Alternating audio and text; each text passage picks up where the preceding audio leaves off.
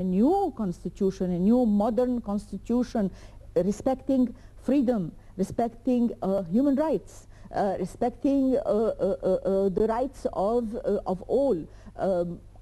This is on the internal level. On the international level, we have to speak about our region, the Arab world. You have the problem of two words that we have totally forgotten: a just and lasting peace in the Middle East through solving the Palestinian issue.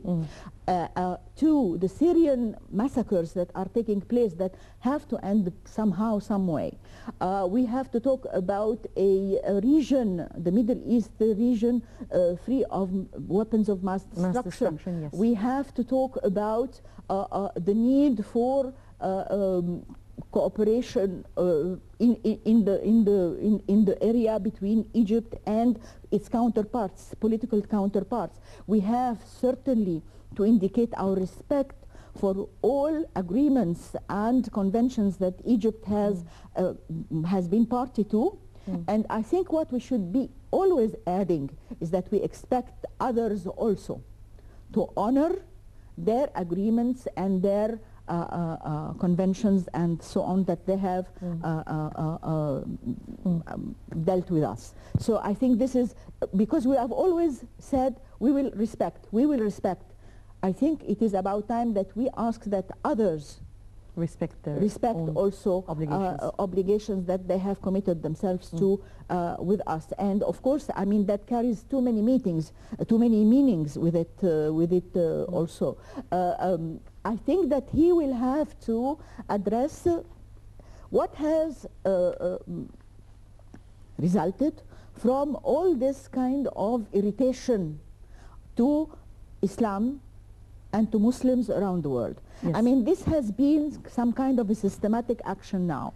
I mean, Switzerland with no minarets for the mosques, France twice before, Norway, Denmark, United States now, though unfortunately it is some Egyptians who have done that. Yes. And so, I mean, it is a saddening issue. Yes. I think this is going to be also part of the core of his statement, is that he will have to ask that the international community just, undertakes actions to stop. I mean, this, to my mind, this has nothing to do with freedom of expression, of freedom of human rights and so on.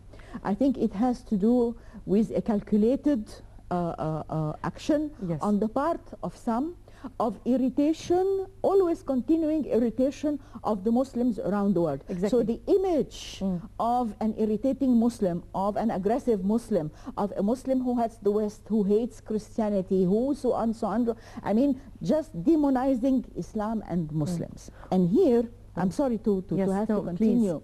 Please. Here, I think the practical way, I mean, people propose so many things to do. I mean, erratic things to do. And I mean, if we really want to break down that cycle, we have to be very pragmatic and know how to address it. And to me, I give you a very simple way to start that.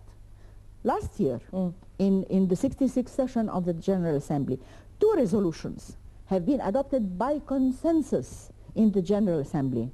One of them just asking for anti-defamation, no tolerance and so on. Yes. And so, but the more important one is the resolution 167, which talks about combating negative stereotyping,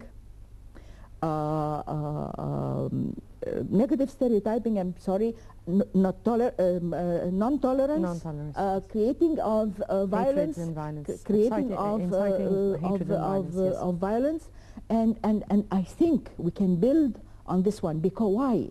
Because the General Assembly, it's a 4-page resolution, and the General Assembly has requested both the High Commissioner for Human Rights to present to the Council, to the UN Council on Human Rights, a report talking about how did government act to criminalize such actions that talk about negative stereotyping and creating of violence and so on.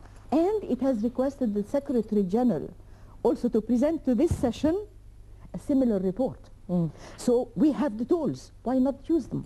Exactly. And this is exactly goes with the agenda or the priorities of the agenda of this year's meeting of the 67 UN General Assembly meeting. That is one of the requirements or one of the important points that will be put by Muslims and Arab leaders into such a meeting. From your point of view, first of all, how can they work on those resolutions and work on achieving a law that would really criminalize the defamation of religions and the religious symbols? Also, will they be able to succeed in their mission because of some of who are spreading the words of that would really be controversial with the freedom of expression and all this issue? Your comment? I think it's very simple. I think it's very simple. It can be done, easily done, that you have a very serious resolution, because we have the basis to build on. I mean, what you said has been said during the last 10 General Assemblies. I mean, whatever you want us to criminalize, to instigate laws that talk about expression, you know, freedom of expression and so on. And in the United Nations, when you table a draft proposal for a draft resolution, you enter into negotiations. So last year was really a breakthrough, because there was a specific reference to the expression, the freedom of expression in that resolution. So I mean, we have taken into account the concern of the Western countries, and actually most of Latin American countries also stand on that feet, on the same camp. So I mean these two resolutions are excellent resolutions, and we can build on them and actually go beyond. And on the issue of criminalization and instigating laws, let me tell you the following. There are laws in the United States and in the whole of Europe for combating and criminalizing any person who even thinks to say an ugly word about Semitism, which are the laws of anti-Semitism. And we know that a lot of people have entered prison or have been exposed to courts because of their even thinking about or saying something. So there is a precedent here. There is a precedent here, respect of human rights. And this is also respect of religion and human rights. So there is no contradiction in that. So there is a precedent. We have two excellent resolutions of the United Nations. Now, there is a difference between a resolution of the United Nations and a law and the convention. Exactly, because there is a big, I mean, here on the press, here in the media, everybody talks, we have to go for a law, for a convention.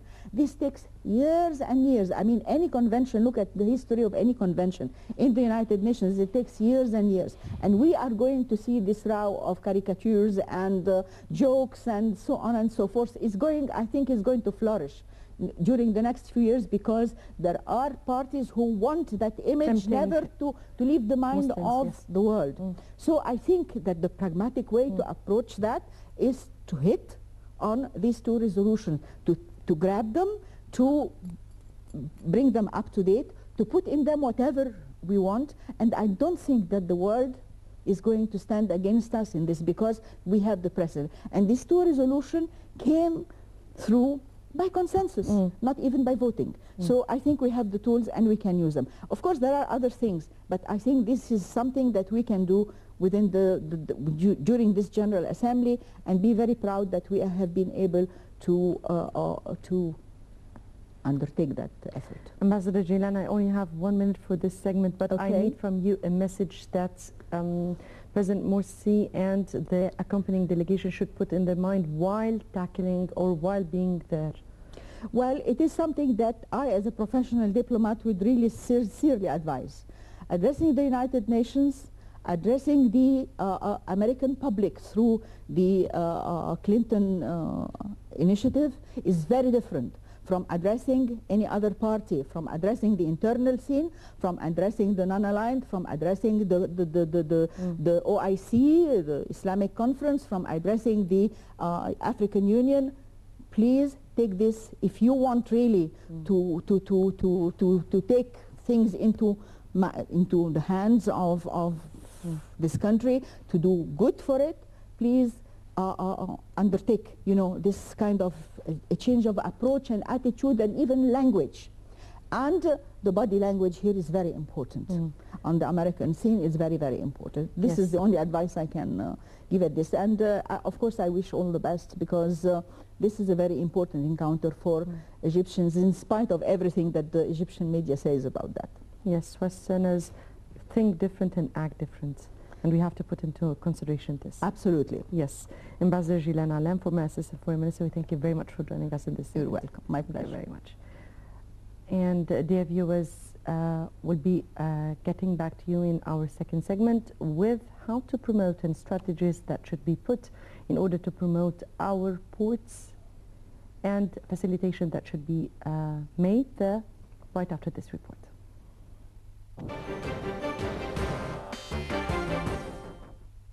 Egypt's geographical location lends an important aspect to the maritime transport sector.